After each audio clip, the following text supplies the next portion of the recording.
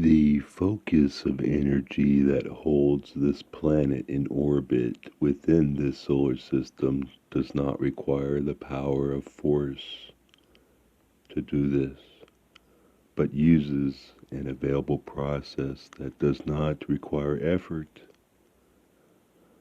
The concept of power has within it the inert understanding of effort as force. Since thought attracts, you have brought to you the experience of effort, force, and power. There are other experiences available that do not use this concept. Rocketry projects are an example. Your resources are used to afford one rocket and its payload into the orbit of this planet and then beyond.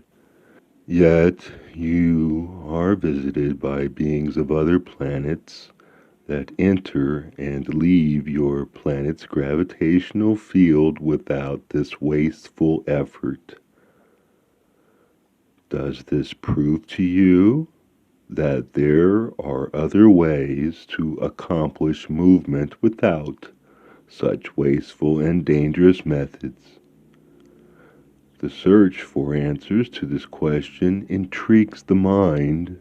There are many that know these possibilities exist, but are unable to envision the answers without the need of using great effort to resist. What they envision ties them to the planet. It is not the gravitational field that ties them here. It is the consciousness. It is the interactivity of thought acting upon thought that eludes them. They know that their thoughts can influence the outcome of an experiment. However, the concept that thought, once projected, can be released to interact within itself, and that it can produce an outcome beyond a controlled, desired outcome is not understood. The need to control, observe, and to prove the process prevents them from reaching into new realms of understanding. What is lacking is the ability to trust that the process can only proceed within positive outcomes once it is released to act within and upon itself. Thought released to act upon itself will return in manifestation, glorified, and in a form more magnificent than the limited, focused mind can imagine. Now, the challenge comes to those who desire to be the instruments of changing the negative plans for the destiny of this planet. Can you expand your consciousness to encompass the process that lies just beyond your grasp? It will be necessary for you to begin with the basic desire of participating within a new paradigm of experience. However, to leave the known and desire to venture into the unknown requires the courage to release what you feel is the advancement this civilization has made from its Stone Age beginnings into modern technology comfort for many on this planet. Do you know that the word civilization is synonymous with slavery? In order to accomplish this experience, It required giving up the freedom of personal choice in order that group organization might have precedence. Beyond the family, no organization is necessary. Personal responsibility is the keynote of freedom. Cooperation is a natural phenomenon as long as the need to control is absent. The need to control is a learned activity that becomes habitual through the experience of it. How does one transcend this habitual activity when it is deeply ingrained at a planetary level? It has now reached a point that in and of himself man cannot break this addiction. The adversaries know this well. They are sure that humanity cannot change it. How, then, will it occur as the primary starting point of the shift to a new paradigm of experience? It can be done by understanding that thought, focused and released, can indeed act within itself and upon itself. Though it sounds simplistic, and indeed in reality it is simple, it is a powerful tool. In order for this process to work, there are some criteria that must be present. Since it is a process of divine order, it must have at its intentional level the desire to coordinate within this perpetual process. The purpose of it must be conceived with the focus of the continued evolvement of those who will benefit from its inception through the outward movement of its spheres of influence.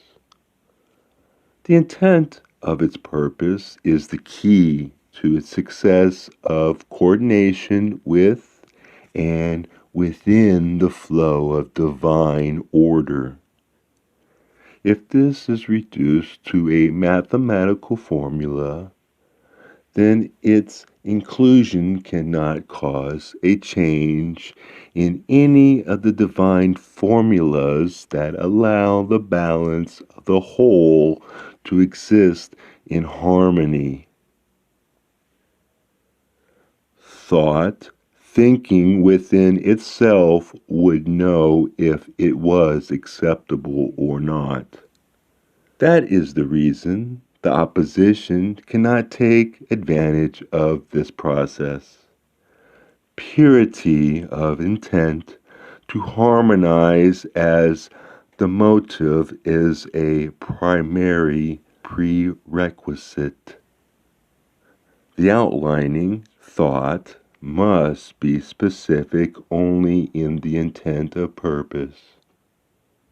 It must provide direction of purpose, allowing the thought thinking process to proceed into divine order by releasing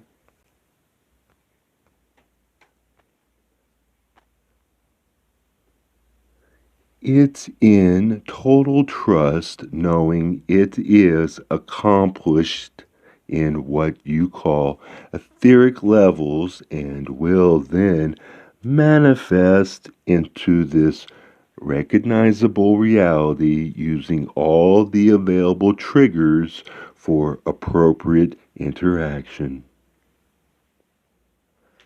How can you know that this actually will accomplish the desired results and is not just another ploy of the opposition to keep you controlled? Have you heard of this on your media reports? Is anyone with the approved world of communication touting this as the thing for you to do? Indeed not. You are programmed to focus your energies into the salvaging of your sexy bodies and in your humanitarian thoughts for the suffering multitudes. As you have another bite of your steak dinner or at least another convenient hamburger on your way home from your unproductive labors at the computer keyboard or assembly line. This process through which you receive this information does use the wonders of your computer. It is a demonstration of thought interacting with itself with the addition of focus.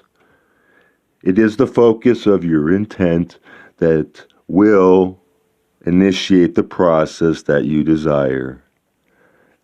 Then thought focused through purposeful intent will complete itself in magnificence through the energy of your faith and trust, firmly holding to the knowing that the etheric form of it was completed in less than the blinking of your eye, will allow it to manifest into third-dimensional reality.